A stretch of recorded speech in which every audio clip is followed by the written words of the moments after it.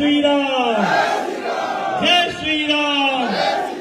Bharatiya Janata party जिंदाबाद, Bharatiya Janata party जिंदाबाद, श्री नरेंद्र मोदी, जिंदाबाद, श्री नरेंद्र मोदी, जिंदाबाद, भाई अनुराग ठाकुर, जिंदाबाद, भाई अनुराग ठाकुर। जिंदाबाद। बहुत बहुत आभार। और आज जिस ऊर्जा के साथ, जिस ओजस्वी यशस्वी उद्बोधन के साथ आदरणीय श्री अनुराग ठाकुर जी ने करावन नगर विधानसभा में ऊर्जा का संचार किया है, मैं ये देख सकता हूं कि यहाँ सोनिया विहार से निकली हुई ये ऊर्जा न केवल करावन नगर विधानसभा बल्कि अनुराग जी की वाणी के निकली ऊर्जा आसपास की और सभी विधानसभाओं में भी कमल खिलाने का काम करेगी। बहुत बहुत आपका आभार अनुराग जी। मैं ये बताना चाहता हूं कि महाराष्ट्र में थे अनुराग जी और कल ही ये निवेदन किया हाथ जोड़कर कि हमारे पन्ना प्रमुख सब कार्यकर्ता इकट्ठे हो रहे हैं, हमारे संगठन की रीढ़ और स्तंभ है। इस विधानसभा चुनाव की बागडोर पूरी पन्ना प्रमुखों के हाथ में है और अगर आपकी वाणी उन्होंने सुन ली तो उसके बाद आधी आम आदमी पार्टी तो आपकी भाषण समाप्त होने से पहले पहले ही करावन नगर से समाप्त हो जाएगी। और ये आपका बड़प्पन और आपकी सहजता और सरलता कि आपने तुरंत ये कहा कि अगर पन्ना प्रमुख आ रहे हैं तो फिर उनके सम्मान के लिए मैं जरूर आऊंगा। अपना कार्यक्रम छोड़ के अनुराग भाई यहाँ पे आए हैं, एक बार पुनः जोरदार तालियों के साथ ये आभार व्यक्त किया जाए। हमारे बीच में केंद्रीय सरकार के मंत्री और हमारे यहाँ के इस वक्त के प्रभारी दुबे जी, जिन्होंने विस्तार से केजरीवाल के भ्रष्टाचार के बारे में बताया, एक बार जोरदार तालियों से दुबे जी का भी अभिनंदन। हमारे यहाँ की जिला अध्यक्षा आदरणीय पूनम चौहान जी, जिनके मार्गदर्शन में हम 5 विधानसभाओं का ये चुनाव लड़ने जा रहे हैं और जीतने जा रहे हैं। दिल्ली प्रदेश के यशस्वी उपाध्यक्ष, जिनकी ओजस्वी वाणी से पूर्वांचल का बच्चा बच्चा दिल्ली के किसी भी कोने में हो गौरवान्वित महसूस करता है, ऐसे मेरे बड़े भाई दिनेश प्रताप सिंह जी। इस वक्त करावन नगर विधानसभा के प्रभारी, चुनाव के भी प्रभारी और मुसीबत पड़े तो हर मुसीबत के भी हमारे संभालने वाले प्रभारी, मेरे बड़े भाई हिंदू शेर जिहादी, जिनके नाम से डरते हैं ऐसे नंद किशोर गुर्जर जी गोभक्त, जोरदार तालियां उनके लिए भी। हमारे लोकसभा के प्रभारी, विधानसभा के प्रभारी, संयोजक, हमारे सभी निगम पार्षदगण, मंडल अध्यक्षगण, जिले के प्रदेश के पदाधिकारीगण, सभी पन्ना प्रमुख, मंच पर उपस्थित सभी आदरणीय क्षेत्र के प्रमुख कार्यकर्तागण, आम आदमी पार्टी से आज भारतीय जनता पार्टी को शामिल किए, जिन्होंने ज्वाइन किया है, ऐसे सभी लोग, कुलदीप नहलवाल जी, हमारे आदरणीय मंडल अध्यक्ष, कालीचरण शर्मा जी, हितेंद्र जी, जयदत्त जी, राजेश राज जी, एक बार जोरदार तालियां सभी लोगों का और सभी आप सबका भी अपना स्वयं का स्वागत कीजिए तालियों के साथ। एक बार जोरदार बजती रहनी चाहिए थोड़ी देर तक ये तालियां।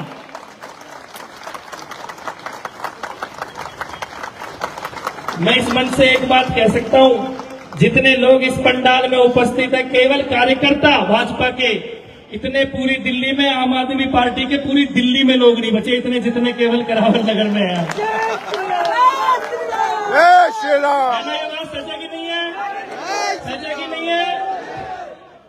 देखिए, चुनाव अभी कुछ दिन दूर है, हम लोग निकल पड़े हैं अभियान में, लेकिन चुनाव का एक सर्वे है, वो सर्वे रोज टीवी पे आता है और वो सर्वे है केजरीवाल का लटका हुआ चेहरा।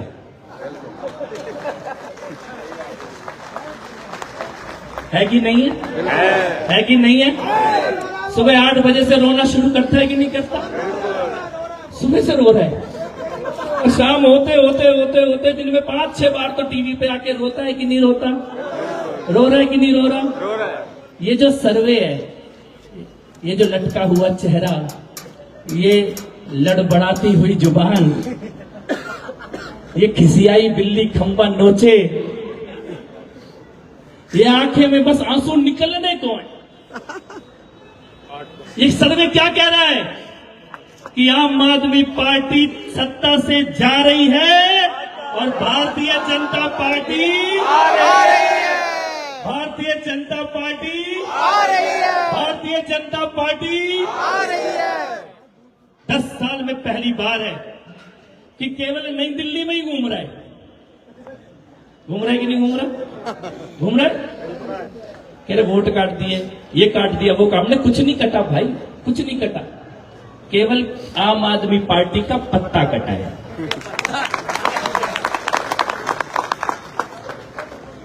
एक और सर्वे है पड़पड़गंज से, कहते थे इसका तो मॉडल है, इसने तो बड़ा विकास किया, इसके मॉडल को हम दुनिया में दिखाएंगे। चुनाव की घोषणा हुई, सबसे पहले सीट छोड़ के कौन भागा? कौन भागा? कौन भागा? और भाग के कहां गया? कह रहा भैया, जैसे राहुल गांधी भाग के वायनाड गया था ना, क्यों गया था वायनाड?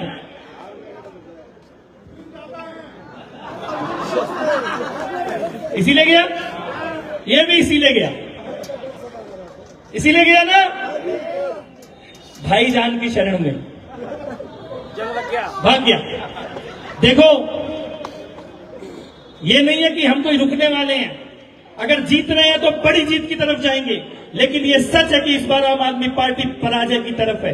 30 विधायकों के टिकट काटने पड़े हैं उनको ढूंढने से उम्मीदवार मिल नहीं रहा है, और इस बार ऐसी रणनीति बनाई है प्रधानमंत्री मोदी जी ने, गृह मंत्री अमित शाह जी ने, हमारे प्रदेश अध्यक्ष वीरेंद्र सचदेवा जी ने, कि एक सीट भी छूट न जाए। अनुराग जी ने इशारा किया उस तरफ, इस पूरे क्षेत्र में हम ये सीट जीतते थे और बगल की सीट हमारे हाथ में आते आते रह जाती थी थोड़े से। तो अब की बार उन्होंने ये निर्णय लिया कि एक योद्धा को, जो जीतने को जानता है, अपने वोट इकट्ठा करना जानता है, ये जिम्मेदारी हमारे भाई मोहन सिंह बिष्ट जी को दी गई है। और मैं इस मंच से ये कह सकता हूं कि इस बार हम करावल नगर भी जीत रहे हैं और मुस्तफाबाद में भी भगवा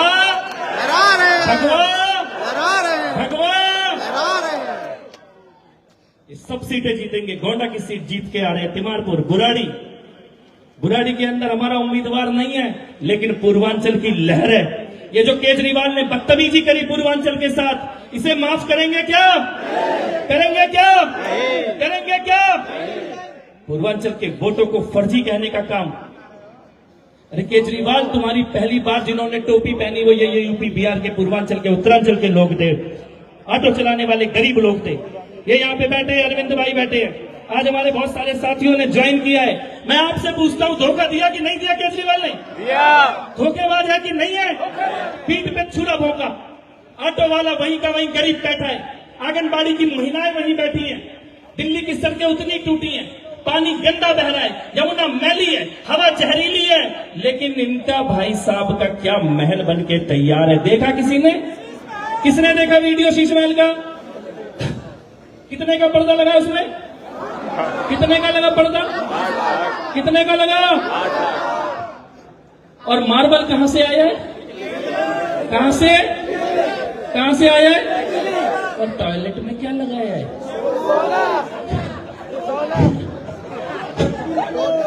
किस चीज का टॉयलेट है?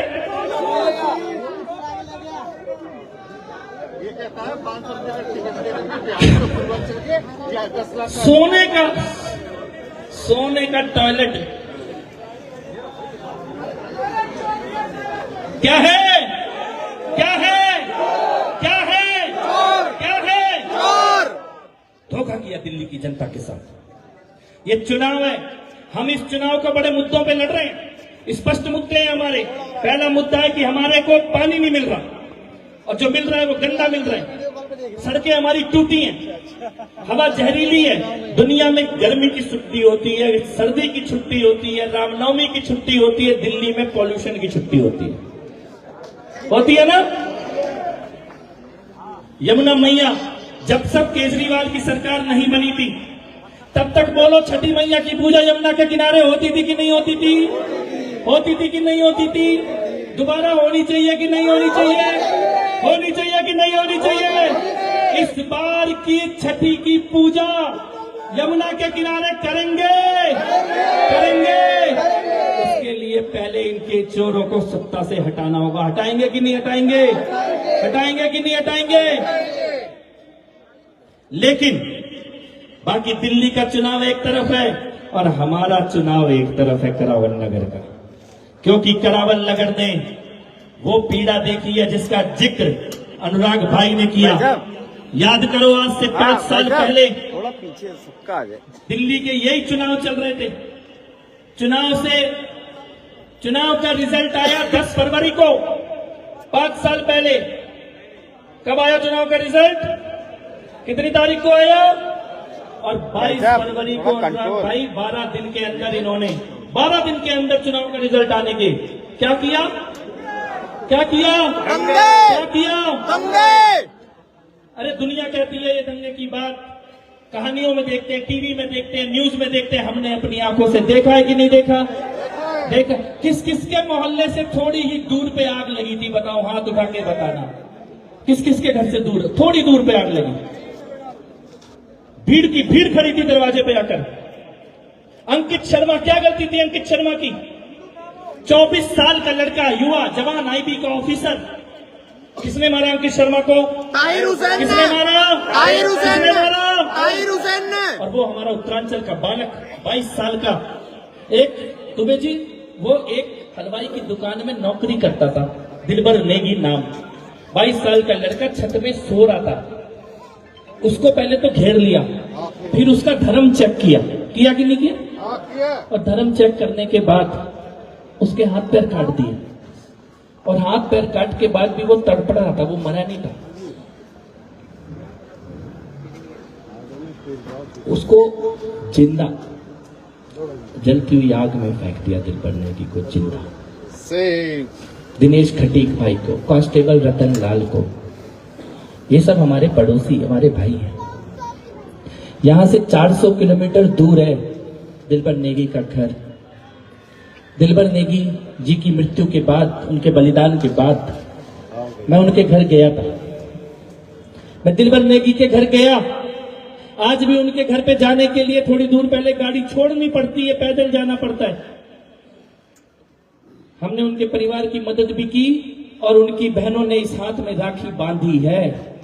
जोरदार ताली भाई।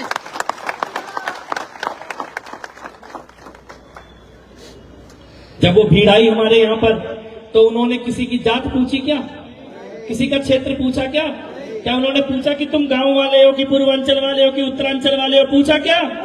पूछा क्या कि आगरा वाले हो कि कहां के रहने वाले हो कि एनसी वाले? पूछा क्या?